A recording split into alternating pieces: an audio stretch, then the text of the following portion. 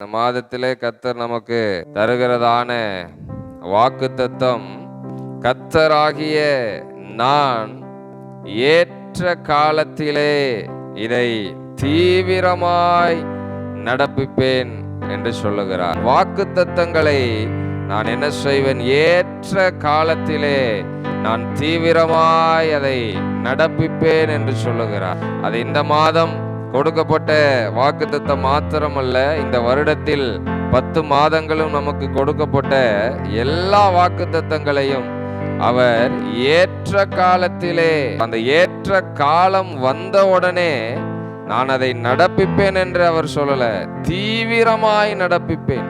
நம்முடைய வேலை என்னவென்றால், அவருடைய ஏற்ற காலம் வரும் வரை நம்ம என்ன பண்ணணும்? அவருடைய சமூகத்துல, அவருடைய பாதத்துல நாம் காத்திருக்க வேண்டும்.